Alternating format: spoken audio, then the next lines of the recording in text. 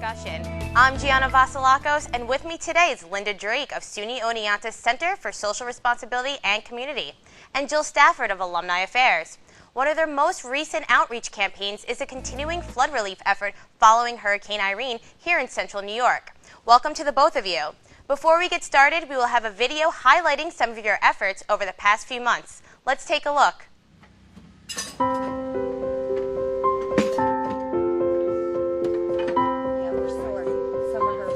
I was driving down Main Street and just looking at people's household belongings now that are garbage on the side of the road, and I don't think it's something you realize until you actually go there firsthand and look at it and experience and help.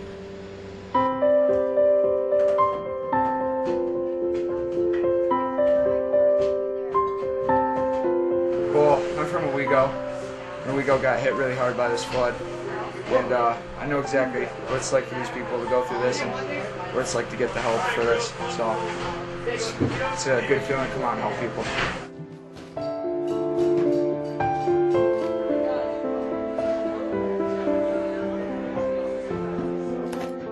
When we're working on a house that's a stranger, they'll stay around, but they may go off for a while. You don't see them for 20 minutes, an hour, and it's because it's hard to watch your stuff come out of your house and get thrown on the curb.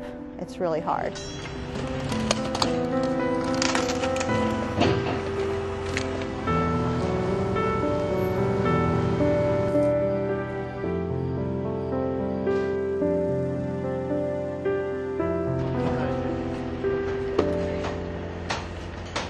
Just to see the reaction on the homeowners' faces and the children in the streets and the community that you're helping, there's no word, there's no price. It's just, it really is priceless.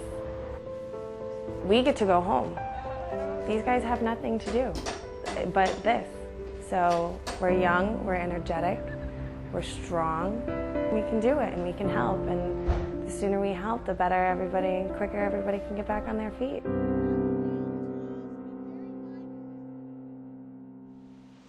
Thank you so much for coming out today, really. Well, it really seemed like you guys put a lot of hard work into the recent flood relief, so can you please just start off explaining what you guys actually did? Sure. We've been out approximately this coming weekend will make 10 weeks in a row. And what you see in the video is a term called mucking.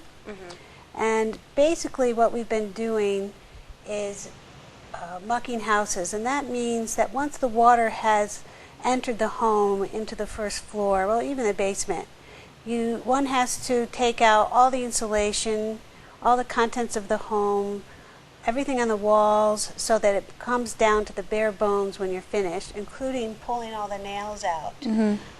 What else have you done, A lot of Jill? hands-on work. A lot of hands-on. We've done as much as taking mud out of a basement to ripping walls down, ripping up flooring, ripping out the ceilings, basically everything that was waterlogged. And picking up debris as well throughout the yards. So what motivated you to do this? Well, for me, years ago when Hurricane Katrina hit, we organized a total of 6 different trips that went down that year to help with Hurricane Katrina. And that's where I first met Dr. Wendy Middiager of the Geography Department. She came down with us. And then in 2006, we had another horrific flood in this area. And who knew then that we would kind of end up being the experts on how to muck out these houses from our past experience. And then when this flood hit, as it was coming, Wendy and I talked on the phone and said, you know, oh my God, we have to do something. Here we go again. And so we just took it upon ourselves to start up a volunteer effort. Wendy made a Facebook page, and through that Facebook page is when we really got the most volunteers quickly. And that's kind of how we started. Yeah, that's how I found out they were going out. And I'm from Sydney, so in 2006 I saw a lot of people affected by that flood and decided that it would be a good thing to get involved with. And I think that's how a lot of people originally started finding out about it through the Facebook. So specifically for the flood relief, how many participants did you get to be volunteers? Well, this weekend will be our last weekend, and including this weekend, we have 442 volunteers. That's awesome. Just doing flood relief. And I want to also say that it's not just students. Right. I would say out of those 442, around 60 or so, without looking, are staff members, anywhere from maintenance staff to faculty administrators. You know, Right. it's across the board. That's great. You got a great array of participants to help out. Yeah. So what do they look to accomplish? What would you like them to accomplish to take away from the experience of going out and helping other people? Well, as a new volunteer, Jill, I mean, what do you take away from it? I didn't really realize, like, without going there personally, what people were experiencing, and it really makes you appreciate what you have, like how good your life is, and Right. until you put yourself in someone else's position, seeing how much help and what they had lost and what they were basically grieving Right. over their homes, you really walk away with a different life perspective. Wow. And I've really seen it change, you know, the people's lives in different ways, because when you go to someone's home that's been totally devastated, they leave, if they've been evacuated, most of them leave thinking, well, this is silly. We've never had that much water in our house. You know, we're just going to come back tomorrow. And when they come back, they have nothing. And that could be any one of us. Right. It could have been you, it could have been me. It was by Absolutely. chance that it was them. And I think that a lot of volunteers realize that it could have been them, and so they're happy to help. Or it is somebody they know, or it happened to their house and they can't get there, so they're helping here instead. Right. You know, that was the case of a couple students that helped. So it's definitely a real eye-opener. So have you seen, particularly in the students, have you seen any life changes within them? Well, I don't think we've really had a chance to see a life change in this particular flood, but absolutely from Hurricane Katrina, now that we've had time, I've had 6 people from that group joined AmeriCorps Emergency Response Team after they graduated because they were so into helping people in that kind of a situation. And then one of them, Malcolm Hardy, actually got his master's in emergency management response because of his volunteer great. experience, and it became full circle because he ended up being in Albany, being in charge of the volunteer coordination for our flood. That's great. So how long have you been working at the center? I'm in my 10th year. So over the course of time, thankfully you met Jill. I mean, over the course of time, how have you seen the center grow? The center's grown a lot from the beginning. It started in 1994, so it was already going strong when I came here. But it has grown a lot in numbers and in what we've done, what we accomplish every year. In the beginning, we log in student volunteer hours on timesheets so we can keep track to the best of our ability how many hours students do on campus. And when I started 10 years ago, there was an average of about 17,000 hours a year. Now we're doing an average of 55,000 hours a year, which is terrific. Our students are doing a great job. And about 20% of our student population volunteer. So Jill, when did you meet Linda? When the flooding happened, that's when I met her. And then did that make you realize that you should be investing more time perhaps in volunteering? Yeah, I have thought about that. I have volunteered in the past, but now that I've done this, it really makes me want to keep volunteering, keep doing different things, because it really is important to help people. Right. And if you are able to give yourself to help other people that can't do it themselves or need more help, it's a great thing to be able to do. That's great. So how many people on average would you say that you would need for volunteers to go out with? I'd say you can take as many or as little. Right. More than one person is great, but if it's just you and 5 other people, that's great too. We've been trying to take 2 vanfuls a weekend. Some weekends, especially in the beginning, we went out both Saturday and Sunday, every weekend for a long time. It's just been the last couple weekends that we've only gone out on a Saturday. The weather's getting cold. Right. It's getting harder to work out there. Although I have to say that once you're in it, you forget it's cold and you're just getting the job done. Right. So That's great. We've had a few weekends where I took a group of 6 or so, and it's not as many as you can get a lot more done with a larger group, but you can still get a lot done with just 5 or 6 people. So just briefly, where else have you gone? we have gone to, and help me if I forget some, we've gone to Schoharie, we've gone to Oswego, Arkville, Margaretville, and soon we're going to the town of Nichols, which is quite a ways away.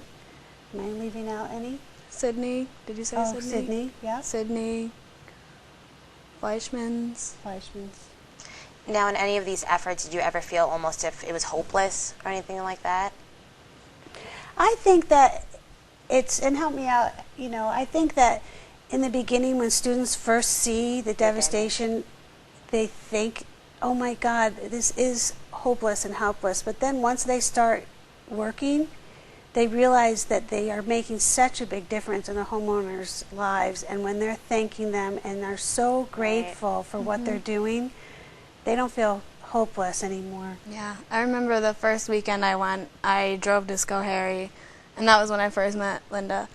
And driving down Main Street, I couldn't believe it. Right. I was thinking there was no way they could ever come back from that. But once we got helping, and if you personally talk to the homeowners, they are so thankful and appreciate everything and really show you that you are making a difference, as little or big of an amount of work that you do. You are making a difference and you are giving people hope. Definitely. That's great. So now, how can one be a participant or a volunteer? Well, all they need to do is come to the Center for Social Responsibility. We're located in Alumni Hall, room 101C. And this is open to anyone? It's open to anyone, and they sign up so that we know they're coming. We have the contact information, and that's it.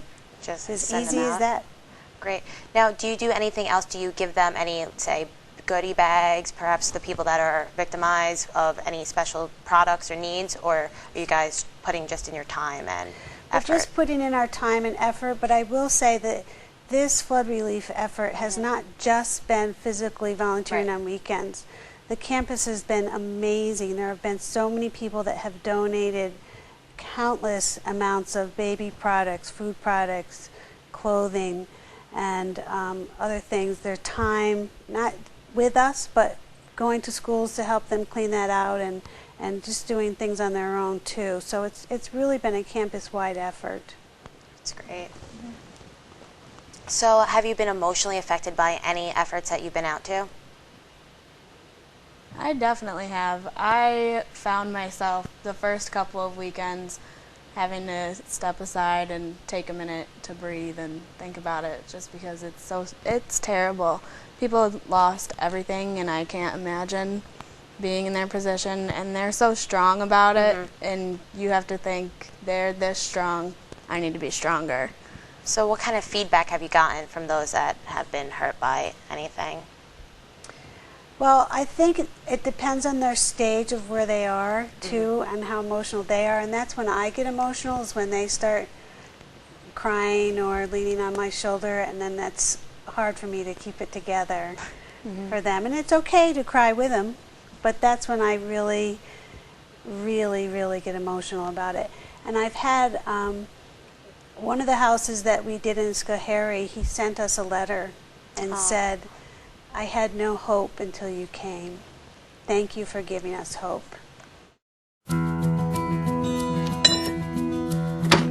What we'll probably do is just look in the house and see how bad it is. If there's stuff in the house, we got to get it out. Since there's so many of us, I would say we could probably do it all in one day. The wrestling team's out here in Schoharie helping out with flood relief after Hurricane Irene that hit the area last week. We're just doing everything we can to help out. Once we got out here, you can't help but want to help. So I mean, if you haven't got out here yet, you definitely should come and do everything you can to help out, because these people really, they need help, and they'd help you if you needed it.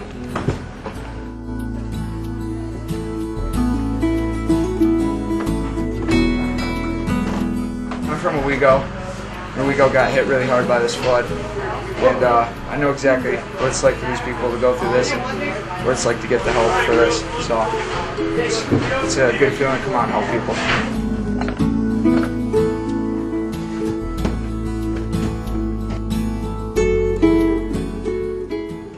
Just complete devastation and disaster. You know, we've seen a lot of the pictures on TV and things like that. I actually showed some of the guys a slide clip the other day in study session when we were talking about coming out to do this, and it's just different being there. You know, you can see it all on TV, on the news. It's just really surreal when you get here and you see the loss and the devastation.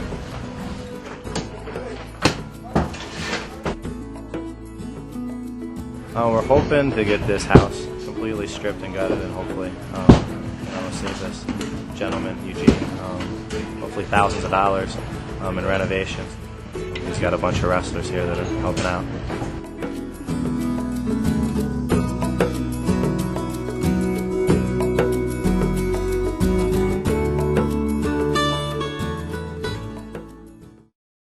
Wow, so that's pretty amazing. So Jill, can you please elaborate just what you just saw? That was the wrestling team. We had a couple other clubs and groups from campus come and help too. They would try to bring as many people on the team or in the club as possible, and they would just do stuff like that, like gutting the house and mucking out and tearing down the sheetrock and stuff like that. Cool. So are the wrestlers assigned a particular house? How does it work? When we go into a town, there's usually a meeting point. In Schoharie, it's the church that organizes. They have a list of houses that need what needs to be done, where you need to go, and then you get sent certain places to do. It depends on the house, what they need to be done still that you do or not do. So for the wrestling team, was this a new experience for them? For a lot of them, it was, yeah. The one kid was from an area that got flooded, so he really wanted to help out a lot, and the wrestling team ended up going to Oswego to do a house. They did a whole house there too, and the coach actually came another day and helped too, so I think they took a lot from it.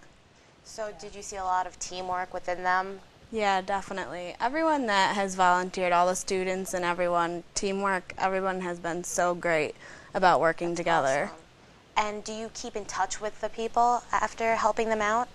I have been in touch with, there was a guy in Schoharie, we did his house. We went there a couple weekends in a row, and him and his wife were really, really nice and That's so awesome. Appreciative, and we went and helped him a couple of times, and now I'm Facebook friends with him, so we keep in official contact. if you're on Facebook. Yeah, I mean, so it's that's just great. nice, so you can, hey, like him and I so Right. how are you doing? Do you need any more help? Stuff like that.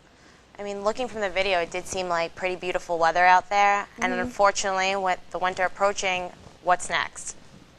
That's a really good question, because for the volunteers, safety is first and important. And with the weather changing, it's just getting physically too cold. We can't have anybody getting sick. But there's a lot more work to be done. So this coming weekend is our last weekend to be out actually trying to take care of the mucking pieces of the home or clearing out the basements. But that doesn't mean the work is over. So I would imagine that in the spring we pick up where everyone's left off. What I'm really concerned about, and I'm happy to have a moment like this that people can watch, is that people are going to forget. Winter's a long time, but when spring comes, the same issues are going to be there for these people, and they're still going to need help. And then they're going to be on the other side of it as well and need help rebuilding. Right. And I just don't want the general public to forget that these people are out there. There are a lot of people, hundreds, thousands of people who can't live in their homes. Or in some of the low-income homes, you have people living in their second stories because they can't afford to rent. They're paying their mortgage. So they can't afford rent on top of that.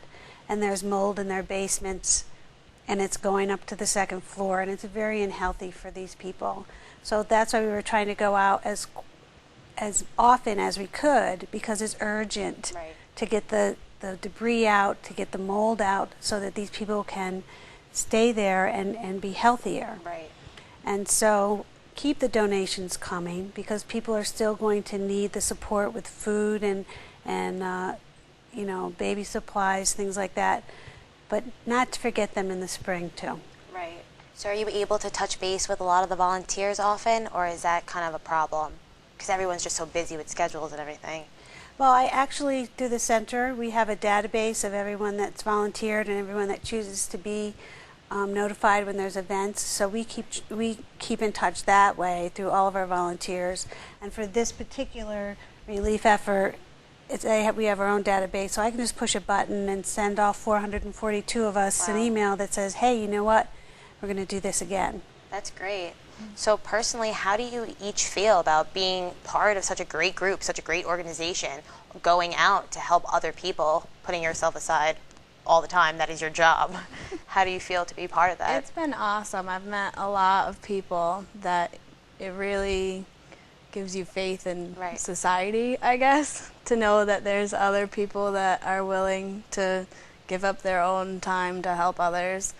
So I've made a lot of new friends and met a lot of really awesome, great people, like Linda, through this. So it's been an awesome, awesome experience. I feel like you guys know each other forever, and apparently you just met. You know, that's the way it feels, though, because it's such a great thing to have in common. And it happens to be my job to try and organize volunteer events, but it really has been my passion my whole life.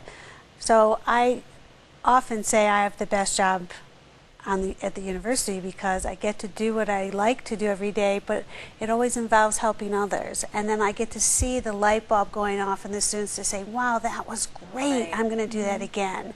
And I also get to see them, through the course of other volunteer opportunities, decide what they want to be, perhaps, from volunteer experience, but also equally as important, what they don't want to do. Right.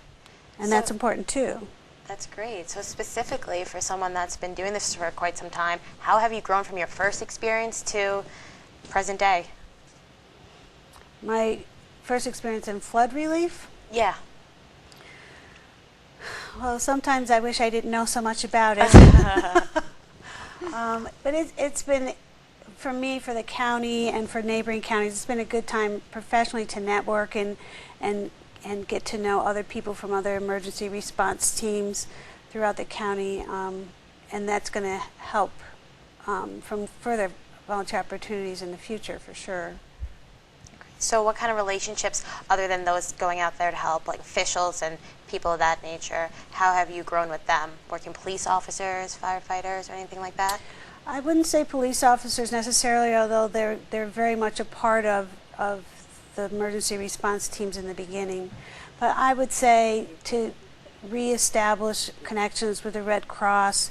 We work with the Red Cross all the time and the Salvation Army all the time, but they are the first responders. To connect with people that I've never met before and Fleshmans, and now we have this established relationship, things like that. That's awesome. So how about your vision for the future? Can you see anything that you would love to accomplish, or is it kind of just as you go? I think for the future, I look forward to being a part of the recovery efforts still next year and the year after, probably years after. But I look forward to seeing some of these people that are rebuilding to be able to sit at their new kitchen, you know, maybe have a cup of tea. That is one thing I think about, where they are now and where they will be 2 years from now. And I hope that there are people that we still are in contact with that we can go, or even be involved in the rebuilding of their homes. If we destroyed them now, maybe we can help them put them back up in the future. Wow. I would love to see some before and after pictures. You know, the first house that we helped were 2 alumni from this campus in their 20s, and it's their first house. You know, you're all excited about getting your first house together and putting it together the way you want to, and the water literally went in the front door, in the front huge window, and went out the back picture windows, and just was like a washing machine, and went through their house and destroyed it. And so we will definitely stay in touch with them. It's easy to do. So we'll stay in touch with them. And then, oddly enough, the small world of living in a small community in Schoharie, we helped, the second house we did was a 91-year-old man. Oh, wow. But his daughter was my English teacher from 7th grade, Small world. who's now in her 70s, I think, and that was just a nice coincidence where we could, you know, help Miss Dietz Right. and her dad. That's great. So many great testimonies to hear that. Yeah. So what are you currently working on right now? That Nichols, did you say? This weekend we'll be taking 2 vans to the town of Nichols. They called me and said, we understand that you're really good at destroying things and tearing them apart. And our water has just recently receded, if you can believe it, after all this time. And so they're way behind the recovery efforts compared to other towns, and they just really need the help. So she said, if you come for the weekend, we'll put you up, we'll feed you, we'll give you bunk beds, so we're going to have an overnighter for flood relief. That'll be fun. That sounds really, really exciting. And how many people are tagging along with you? I think there's about 14 of us. Okay. Maybe we'll pull together Hopefully a couple few more. That's great. So, I mean, what's the best feeling, would you say, out of just doing anything like this? One of the best things I saw when we were in Schoharie, we were there to help people, and then there were also people there to help us volunteers, which that has been like that everywhere, and it's just so awesome to see everyone helping each other and really coming together as a community and letting us become part of their community to help them. Awesome. Well, thank you for joining me for this edition of SUNY Oneonta's In Discussion. Please join us for future programs and check us out on YouTube at www.youtube.com/SUNY Oneonta. I'm Gianna Vasilakos. Thanks for watching.